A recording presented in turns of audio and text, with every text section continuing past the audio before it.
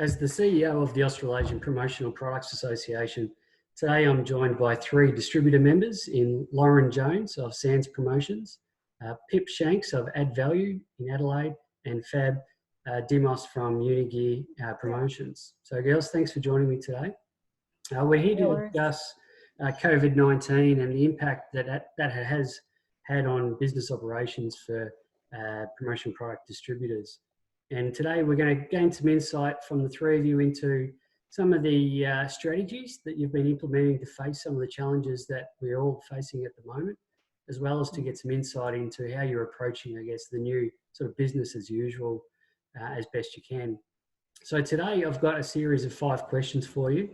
And Pip, I think we might just start with you with the first question. And look, in this day and age, it's important to stay positive and as proactive as possible.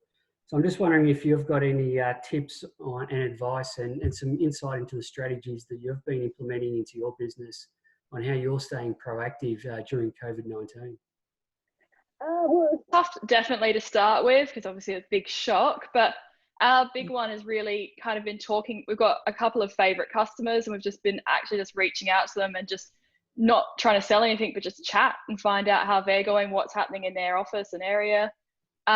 The big one we did at the start of March when things were starting to get shut down was have a whole team meeting and just actually brainstorm which area is going to be the most affected, which ones will be kind of okay, and look through our customer list and go, well, where do we sit? Like who's going to go out of business, who's going to need more help, who is going to be going gangbusters, kind of just working out where we're going to sit for the next 12 months with watching people try and rebuild through this. It's been fantastic. We've got a lot of the clients who have just enjoyed chatting to them. Some of them, like lots of our clients are working from home and have genuinely enjoyed having hour-long conversations just talking about what they're doing at work for the day. It's been, we've really used this time to reconnect on a bit more of a personal level, talk about missing the footy, that kind of stuff. It's just been a bit more like rebuilding the relationships that kind of fall astray a bit when we were all running around in circles. Yeah, definitely.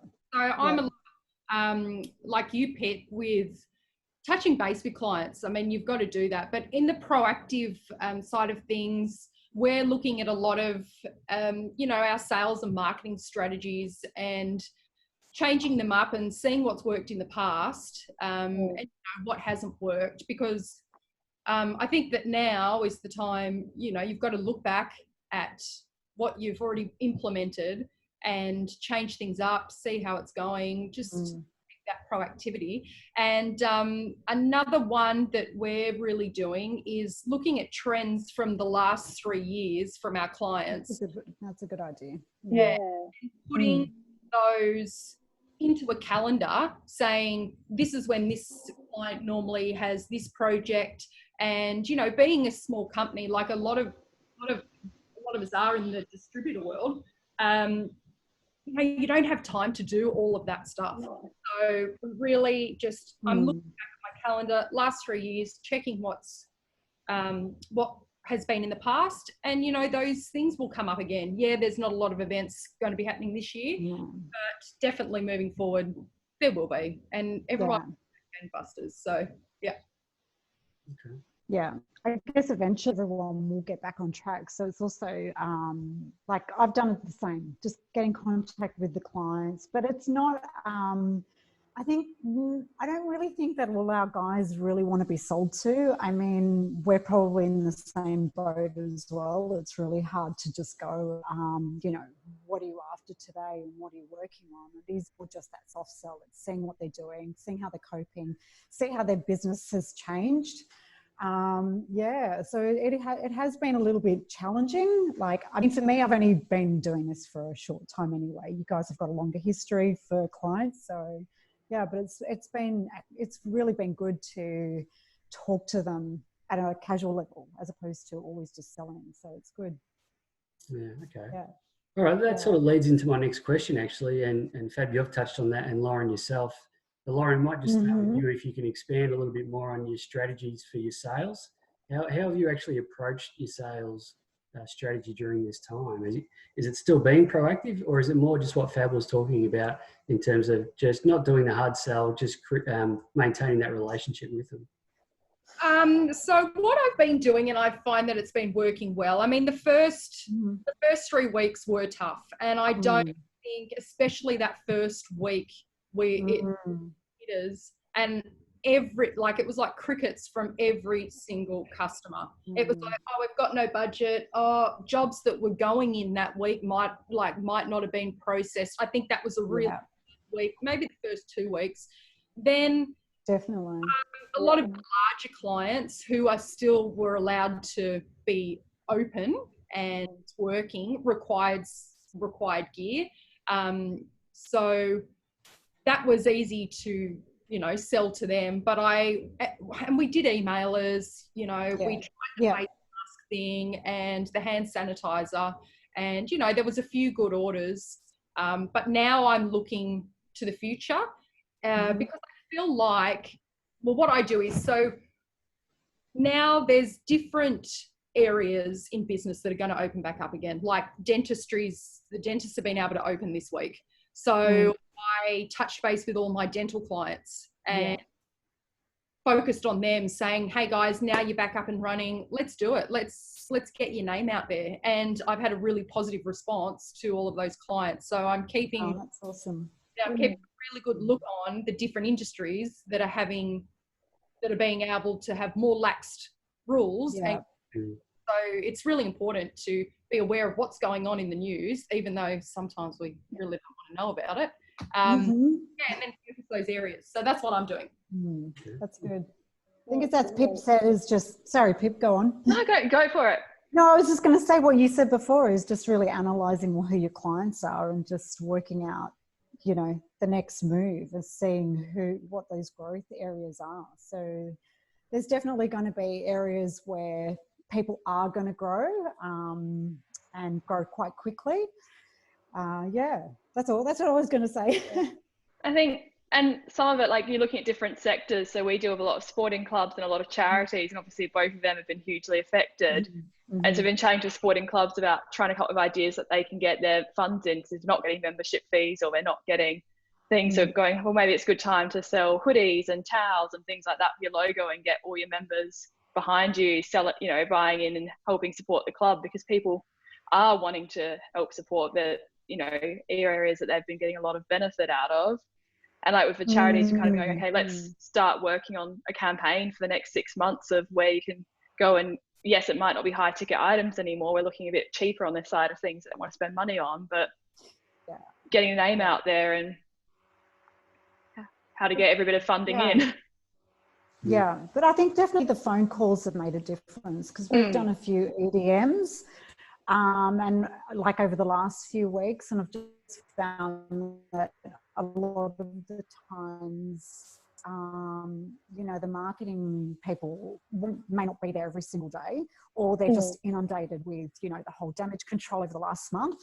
And now they're just starting to get back into their normal roles. So I think, just picking up the phone and just finding out where they're at makes a huge difference. Like, I rang a few people yesterday, and, it was amazing that, people will just go, actually, now that I've got you on the phone, we are working on X, Y, Z. So unless you're picking up the phone and just talking to them, sometimes they're not going to get back to you on an email or an EDM or something like that. So I think that that's really, really important, is just, getting a hold of them. And if they don't pick up and you've left a message, just ring them back in a couple of days. I find that always works. People are missing human contact. So many people are working from home, and they don't actually mind getting a phone call to chat to someone. Definitely. And especially if you're not trying to sell them anything, you just actually care about how their business is going or how their job's going. Yeah. It is. It's just keeping in contact with them and being there as soon as they're ready to roll. That's it. Keep your name top of mind. Yeah. Hopefully. Hopefully. Yeah, that's the idea. Yeah. I mean, the other big one we've done is we did a lot of, at the start of all of this, doing A/B testing on our mail outs about what was working in terms of messaging.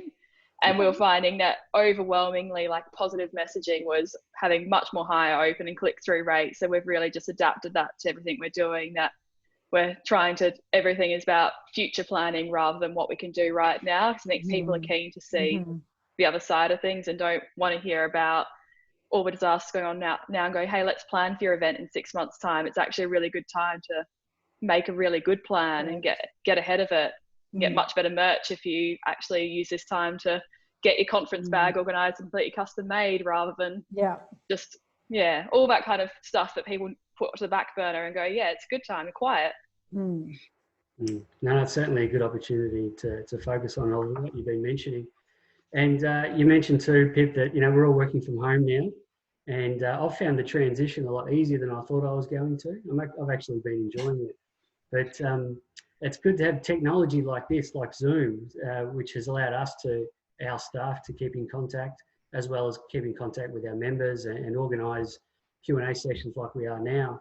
So I was just wondering if any of you three have been able to implement new technologies or IT technologies into your business, and if you have during this period, what platforms have you used, and how are you using that to keep in contact with your clients and your customers and suppliers, etc.?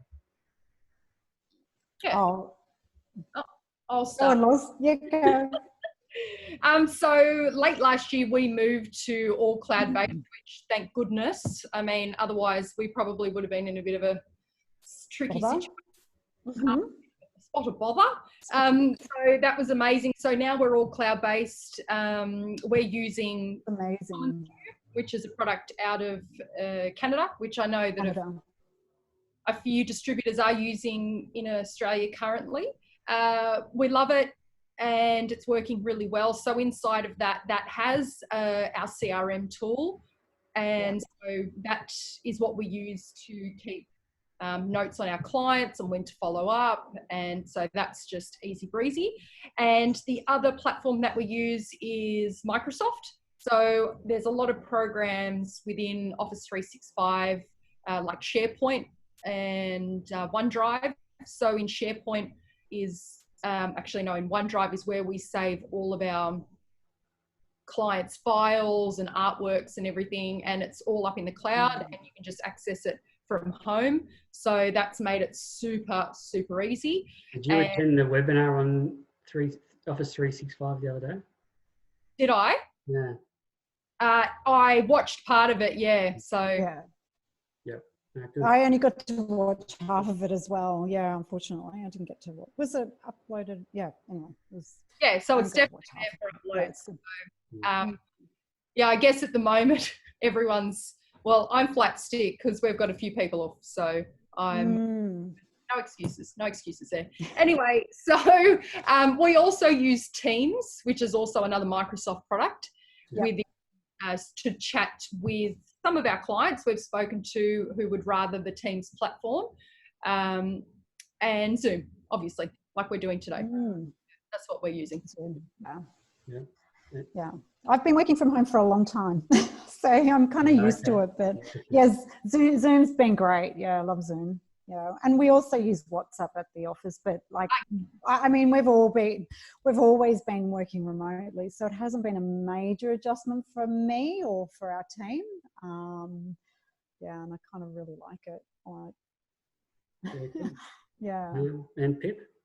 Yeah, I think because we're a pretty tight group, and I think small business always is that it was a big adjustment to not seeing everyone every day. We've focused more on the social side of keeping in touch, because we've got quite a few of the girls at work live by themselves, so it's a bit worried about how everyone's actually going to go with no human contact. So we kind of set up a Facebook Messenger group where we just send each other. It's strictly no work content allowed. It's only for fun stuff. That was our first rule of just going, nope, just keep in touch. You can send stupid memes, just whatever. It's just, a bit of fun. Then we had a few Zoom chats and bits and pieces. We've had a bake along where we're teaching each other new skills in our bit of quiet time. So doing sourdough making on Monday together, which is a bit of fun. But because it's also one we can do, because it's a fairly short amount of time to do it, but you've got a whole day at home where you can work most of the time and then just do the next step of sourdough making together, and just trying to stay social and keep that work connection going with clients. A lot of Zoom meetings, and trying to do a lot of that face to face, because it's really hard. I love face to face meetings much more than over the phone. So have they been open to that, Pip?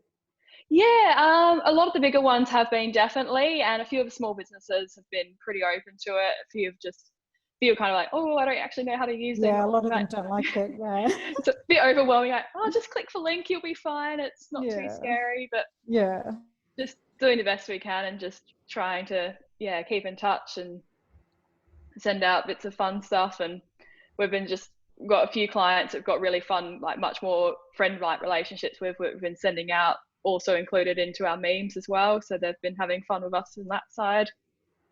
Keep us all human. Yeah. Cool. All right, so just moving on to the next question, which focuses on the distributor and supplier relationship. And Lauren, might start with you on this question.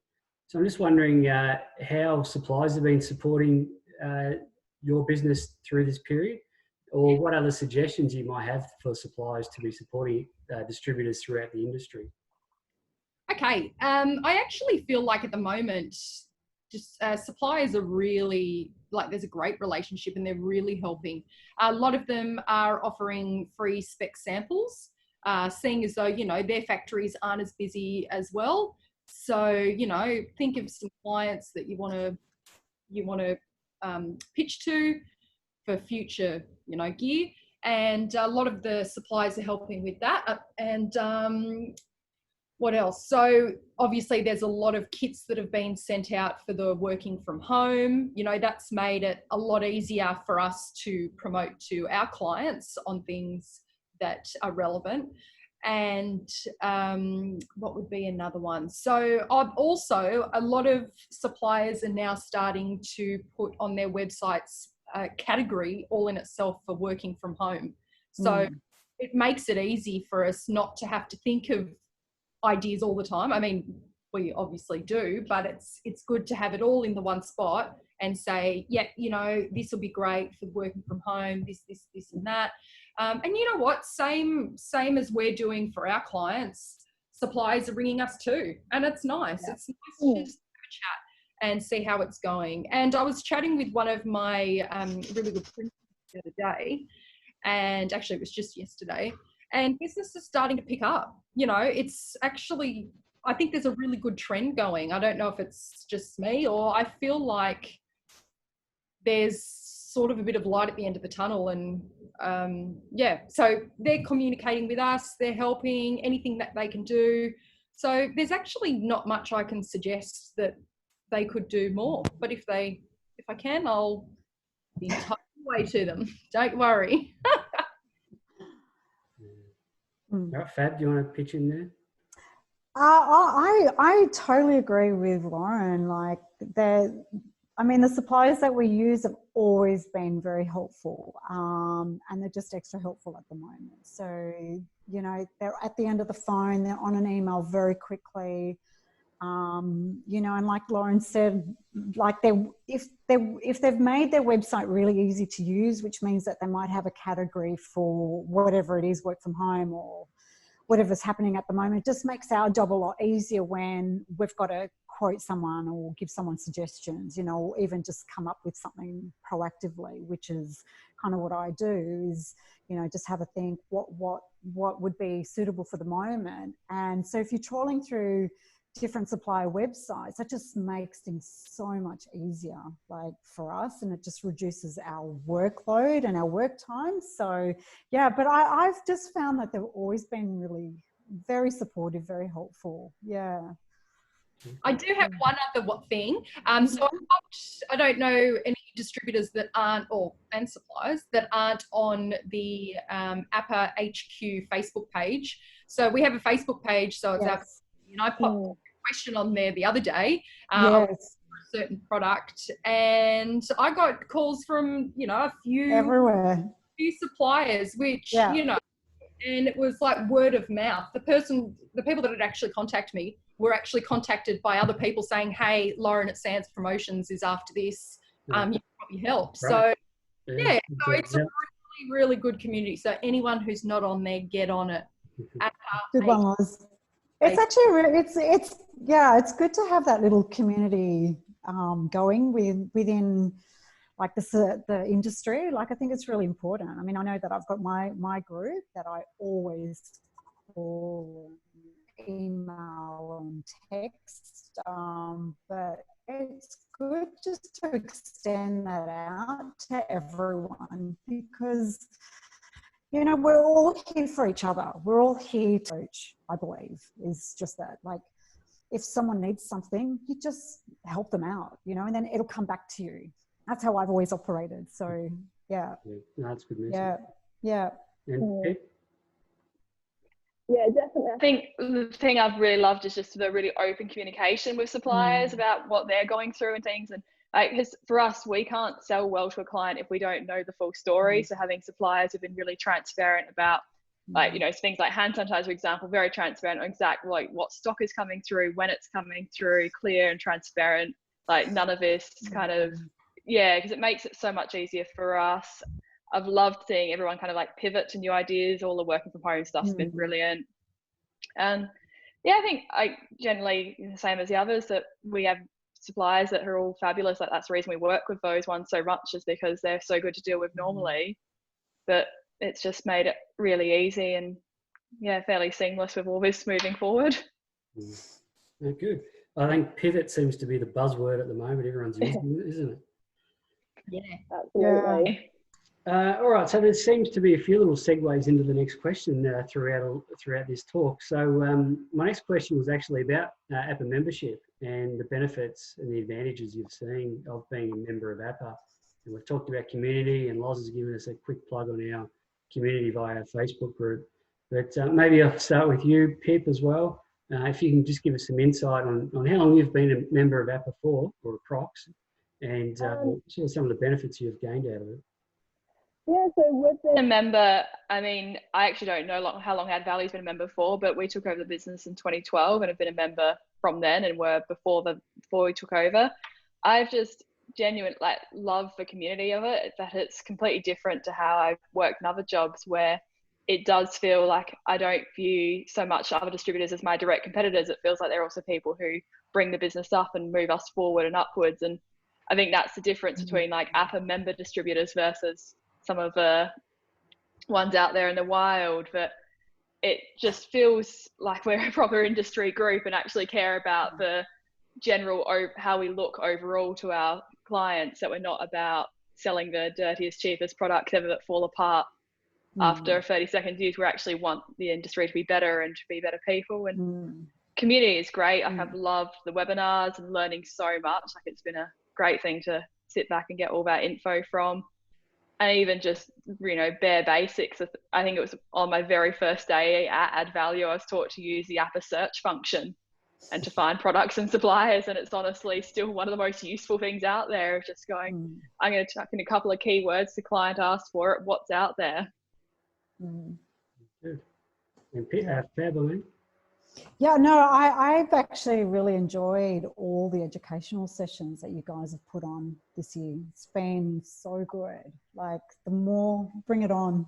I just love all that sort of stuff though. So the more I learn about, you know, different ways of doing things, the better. But that's just one of the things that I sort of have picked up this year, is just how much more you guys are doing with webinars, and that's just been valuable to me. I don't know, as far as what else APPA can do for distributors and suppliers, I'm not too sure. I have to have a little bit more of a think about that, I think. That's we've actually, it's a bit of a tough question. Yeah. That's all right. We've actually been working with Lauren and the board over the last few months, developing our next strategic plan. So hopefully that'll be signed off by the board next month, and the members will soon find out on what other activities are coming.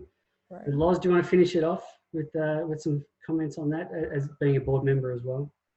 Yeah, absolutely. So APPA's really important in my life, and also Sans Promotions' life. So Howard Jones, who's our managing director, and also my dad, for those who don't know, started APPA way back. I think we're in about the 33rd year. So yeah, we've been members since then, and we find it that there is so much that APPA can give, you know, and there's a lot of things that you might not know about. So recently we had to engage the services of the promotional products insurance, Drew Fisher, and we had a bit of a flood at work, and he's been working amazingly through that to get us through. And so, yeah, that part was really helpful. And a lot of it is like probably the owners in the businesses that know more about the all of the different things that APPA can offer. And so we've got that. There's Hall and Wilcox, that is the insurance, is the legal side of things. They help with all different legal activities that you might need doing. They have free templates for legal stuff. Check it out. That's good. We're on amazing rates with TNT, DHL, Star Trek, a lot of the courier companies, and it really is going to save you a lot of money. APPA do a lot every year to bring in new service providers, and it is for our members. Non-members don't get that opportunity, and I really think that everyone needs to get on board. So the more that we are on board, the more that we can offer, and there's so much more in the pipeline, and it's exciting stuff to come. So for everyone who is a member, thank you, because you know, we all need to be in this together. And those that aren't, have a think, you know, give any of us a call. Anyone at APPA. Whereas, you know, we're there to talk through, you know, what you're finding we aren't offering, APPA's not offering, or, you know. So you're open to suggestions, Lauren. Is that what you're saying? Absolutely, we always are. Yeah. You know, as Lauren said, there are a few exciting initiatives in the pipeline, so there'll be some further announcements coming soon. All right, well, we might wrap it up there. Thanks again for your time, Lauren, Pip and Fab. I really appreciated your feedback. That's provided our members with some good insight. This has been recorded, so we'll go up in Promo Insider next week. And hopefully next time I see you, you'll be in person at the APPA Roadshow later on in the year. Yeah. Yeah. Thank you so much. Thanks so much. Really appreciate it.